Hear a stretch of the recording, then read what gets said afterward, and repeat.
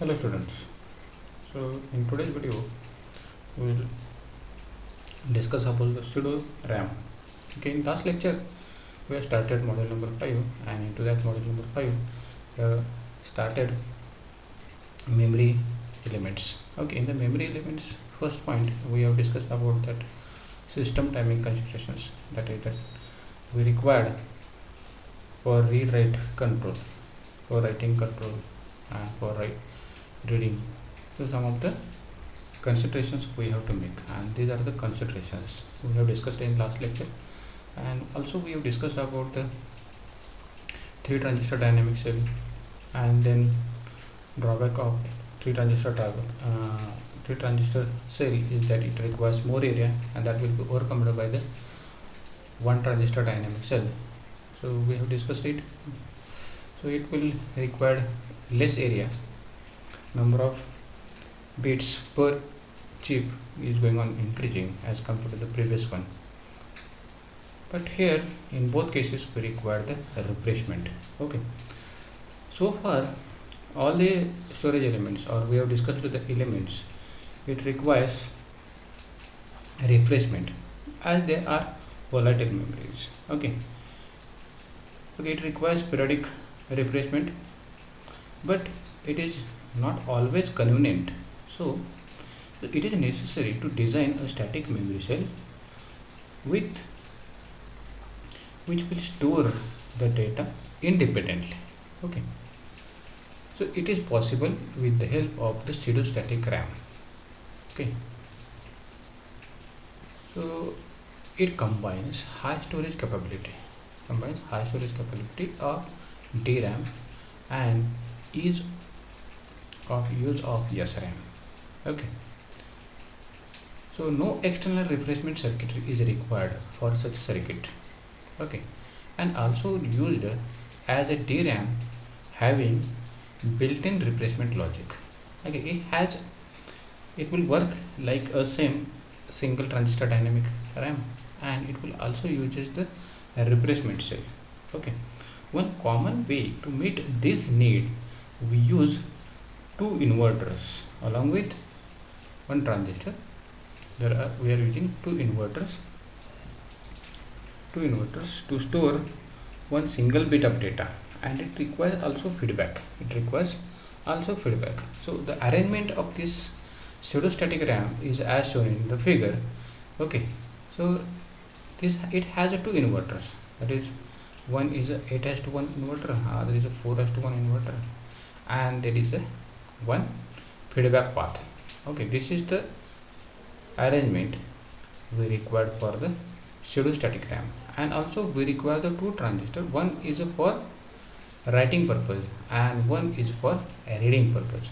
Okay, it requires 2 clock signals, that is this phi 1, these are the phi 1 for read write and phi 2 for refreshment. Okay, so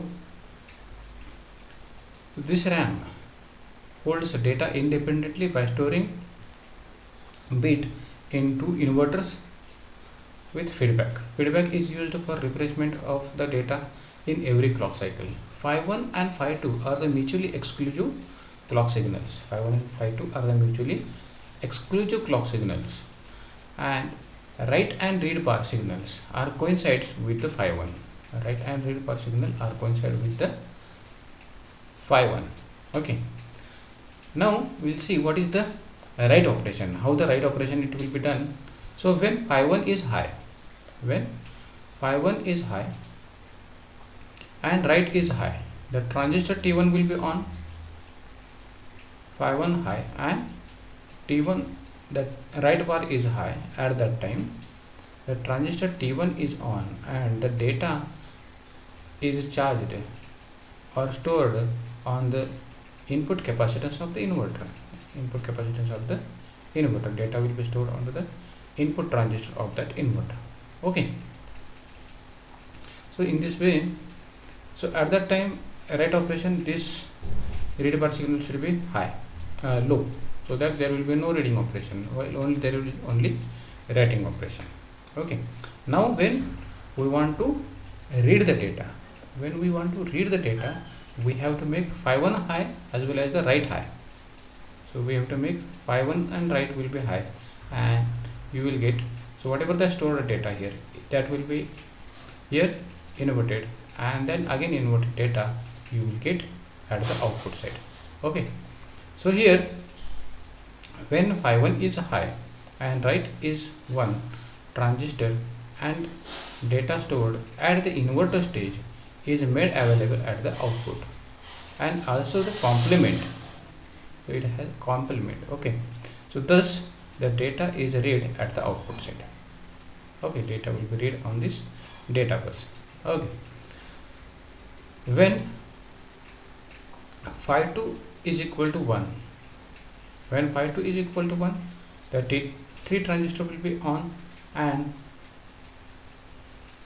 the output is read and given feedback to refresh the cycle. Okay, see here, if it is 1 is stored, here it is a 0 will get inverted output, again 0 will be here, you will get the inverted output will be 1, and here this 1 is again given back here, means same data will be repeated here. Okay, so in phi 2 cycle the data is refreshed and the same data will be given at the input. Okay, so the gated feedback path from the output to T2 is feedback to the input of the T1. Okay, so the bit will be held as long as phi 2 rescue. Okay, and this time is less than decay time before the stored data charge bit. Okay, means phi 2 data, phi 2 signal we have to apply before it has decay, before it has decay. Okay, so within less than that time, that will be the replacement cycle will be there. Okay, phi 2 cycle, phi 2 clock frequency it should be have such that it should not decay the data onto the inverter. Okay, so this is about the pseudostatic RAM, and this is the arrangement for the arrangement of the stick diagram of the pseudostatic RAM.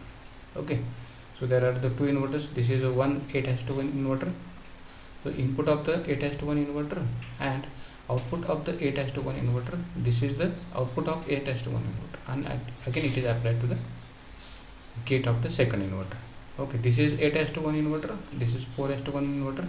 We already know what is the stick diagram for this NMOS inverters. Okay, then we will discuss some of the issues. Note that write and read must be mutually exclusive, but both should coincide with phi 1. Okay, write and read must be mutually exclusive. Okay, when write is on, read should be off, and when read is on, write should be off, and both are coincide with the phi 1. Okay, means when along with in one cycle write operation will be done, in another cycle read operation will be done. Okay, so during replacement of the memory cell, so that is at the along with the phi 2, at phi 2 the cell must not be read. Okay, while replacement we do not allow to read or write. Okay, if an attempt is made to read the cell data onto the bus, the charge sharing effect between the bus and CG may cause destruction of the stored bit. Okay, so you will get the invalid data. Maybe if suppose the high is stored, then the charge sharing problem will be there and it may discharge the data, or if it is so whatever the data stored, you will not get correct output at the data output bus. Okay, other bus lines should be allowed to run through the cell so that the register and the memory array can be easily configured.